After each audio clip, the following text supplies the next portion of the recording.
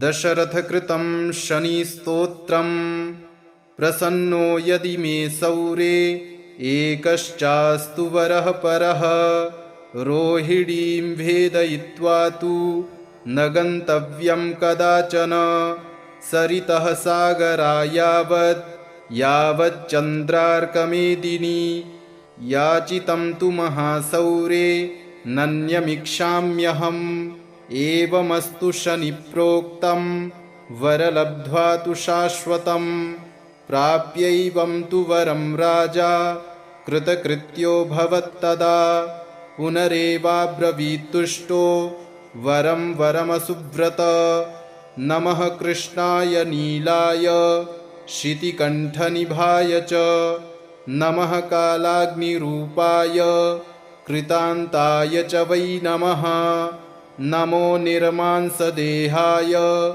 दीर्घश्मश्रुजटाय च नमो विशालनेत्राय शुष्कोदरभयाकृते नमः पुष्कलगात्राय स्थूलरोम्डेऽथ वै नमः नमो दीर्घाय शुष्काय कालदंष्ट्रनमोऽस्तु ते नमस्ते कोटराक्षाय दुर्निरीक्ष्याय वै नमः नमो घोराय रौद्राय भीषणाय कपालिने नमस्ते सर्वभक्षाय बलीमुखनमोऽस्तु ते सूर्यपुत्र नमस्तेस्तु भास्करे भयदाय च अधोदृष्टेः नमस्तेस्तु संवर्तक नमोऽस्तु ते नमो मन्दगते तुभ्यं निस्त्रिंशाय नमोऽस्तु ते तपसा दग्धदेहाय नित्यं योगरताय च नमो नित्यं क्षुधार्ताय अतृप्ताय च वै नमः ज्ञानचक्षुर्नमस्तेस्तु कश्यपात्मजसूनवे तुष्टो ददासि वैराज्यं रुष्टो हरसि तत्क्षणात् देवासुरमनुष्यांश्च सिद्धविद्याधरोरगाः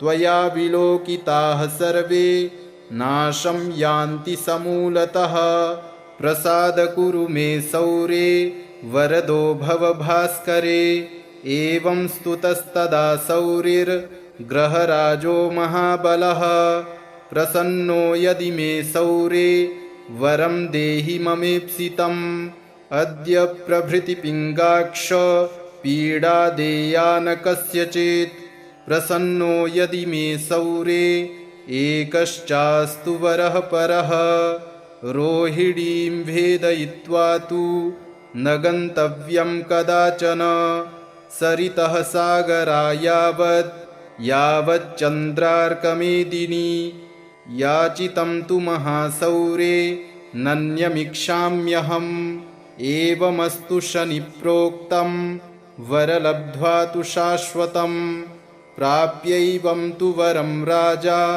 कृतकृत्यो भवत्तदा पुनरेवाब्रवीत्तुष्टो वरं वरमसुव्रत नमः कृष्णाय नीलाय शितिकण्ठनिभाय च नमः कालाग्निरूपाय कृतान्ताय च वै नमः नमो निर्मांसदेहाय दीर्घश्मश्रुजटाय च नमो विशालनेत्राय शुष्कोदरभयाकृते नमः पुष्कलगात्राय स्थूलरोम्डेऽथ वै नमः नमो दीर्घाय शुष्काय कालदंष्ट्रनमोऽस्तु ते नमस्ते कोटराक्षाय दुर्निरीक्ष्याय वै नमः नमो घोराय रौद्राय भीषणाय कपालिने नमस्ते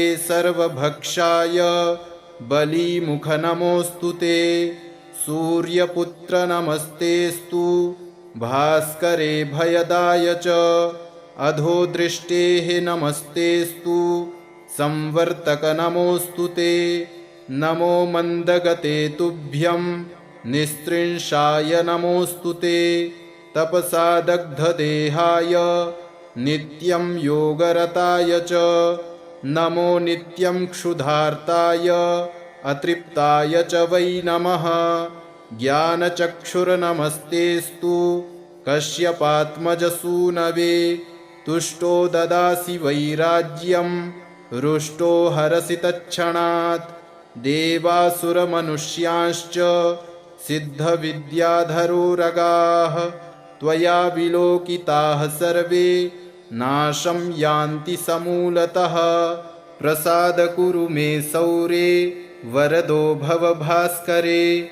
एवं स्तुतस्तदा सौरिर्ग्रहराजो महाबलः। प्रसन्नो यदि मे सौरे वरं देहि ममेप्सितम्। अद्य प्रभृति पिङ्गाक्ष पीडा देया न कस्यचित्। प्रसन्नो यदि मे सौरे एकश्चास्तु वरः परः। रोहिणीं भेदयित्वा तु न गन्तव्यं कदाचन। सरितः यावच्चन्द्रार्कमेदिनी। याचितं तु महासौरे नन्यमिक्षाम्यहम्। एवमस्तु शनिप्रोक्तं वरलब्ध्वा तु शाश्वतम्। प्राप्यैवं तु वरं राजा कृतकृत्यो भवत्तदा। पुनरेवाब्रवीत्तुष्टो वरं वरमसुव्रत। नमः कृष्णाय नीलाय शितिकण्ठनिभाय च। नमः कालाग्निरूपाय कृतान्ताय च वै नमः। नमो निर्मांसदेहाय दीर्घश्मश्रुजटाय च। नमो विशालनेत्राय शुष्कोदरभयाकृते।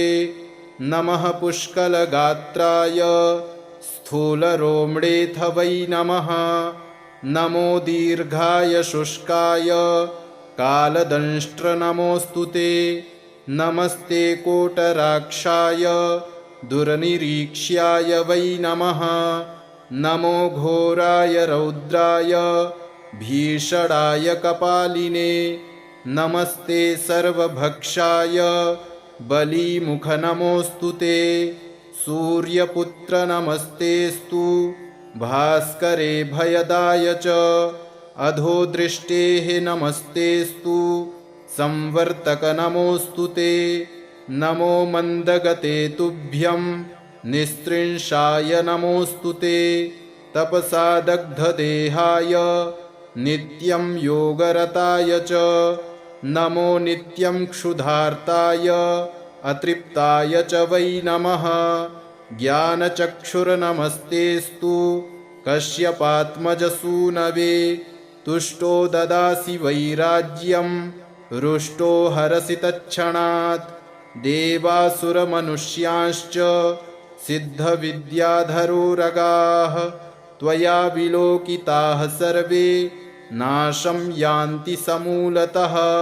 प्रसाद कुरु मे सौरे वरदो भव भास्करे।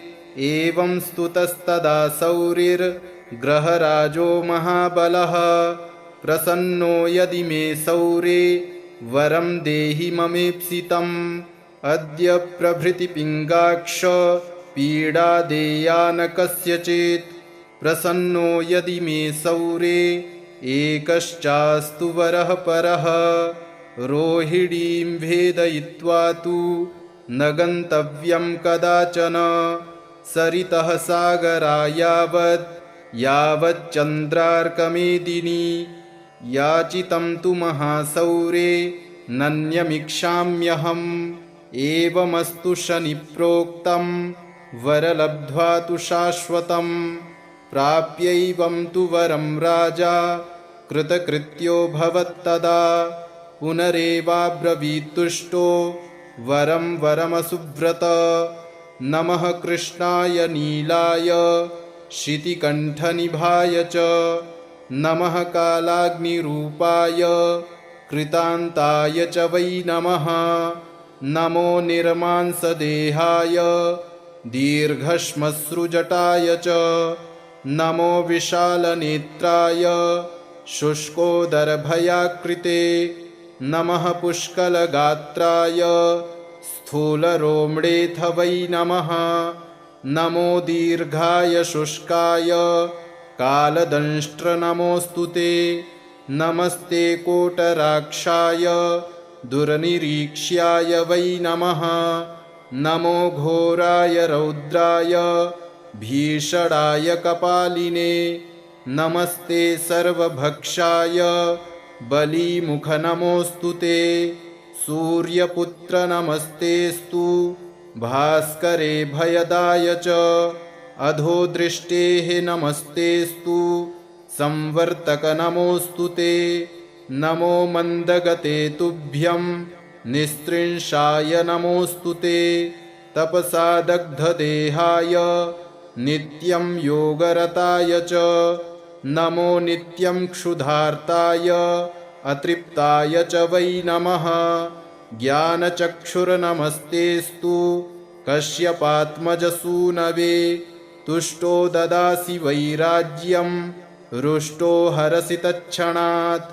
देवासुरमनुष्यांश्च सिद्धविद्याधरोरगाः त्वया विलोकिताः सर्वे नाशं यान्ति समूलतः। प्रसाद कुरु मे सौरे वरदो भव भास्करे। एवं स्तुतस्तदा सौरिर्ग्रहराजो महाबलः। प्रसन्नो यदि मे सौरे वरं देहि ममेप्सितम्। अद्य प्रभृति पिङ्गाक्ष पीडा देया न कस्यचित्। प्रसन्नो यदि मे सौरे एकश्चास्तु वरः परः। रोहिणीं भेदयित्वा तु न गन्तव्यं कदाचन।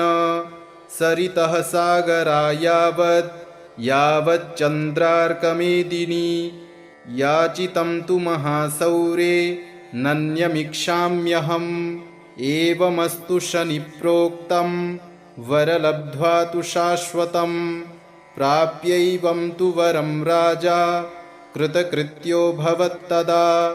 पुनरेवाब्रवीत्तुष्टो वरं वरमसुव्रत। नमः कृष्णाय नीलाय शितिकण्ठनिभाय च। नमः कालाग्निरूपाय कृतान्ताय च वै नमः। नमो निर्मांसदेहाय दीर्घश्मश्रुजटाय च। नमो विशालनेत्राय शुष्कोदरभयाकृते। नमः पुष्कलगात्राय स्थूलरोम्डेऽथ वै नमः। नमो दीर्घाय शुष्काय कालदंष्ट्र नमोऽस्तु ते। नमस्ते कोटराक्षाय दुर्निरीक्ष्याय वै नमः। नमो घोराय रौद्राय भीषणाय कपालिने। नमस्ते सर्वभक्षाय बलिमुख नमोऽस्तु ते।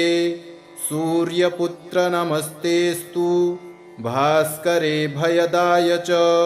अधोदृष्टेः नमस्तेस्तु संवर्तक नमोऽस्तु ते।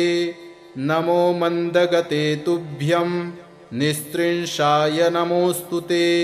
तपसा दग्धदेहाय नित्यं योगरताय च। नमो नित्यं क्षुधार्ताय अतृप्ताय च वै नमः। ज्ञानचक्षुर्नमस्तेस्तु कश्यपात्मजसूनवे। तुष्टो ददासि वैराज्यं रुष्टो हरसि तत्क्षणात्। देवासुरमनुष्यांश्च सिद्धविद्याधरोरगाः त्वया विलोकिताः सर्वे नाशं यान्ति समूलतः। प्रसाद कुरु मे सौरे वरदो भव भास्करे। एवं स्तुतस्तदा सौरिर्ग्रहराजो महाबलः। प्रसन्नो यदि मे सौरे वरं देहि ममेप्सितम्। अद्य प्रभृति पिङ्गाक्ष पीडा देया न कस्यचित्। इति श्रीदशरथकृतं शनिस्तोत्रम् सम्पूर्णम्।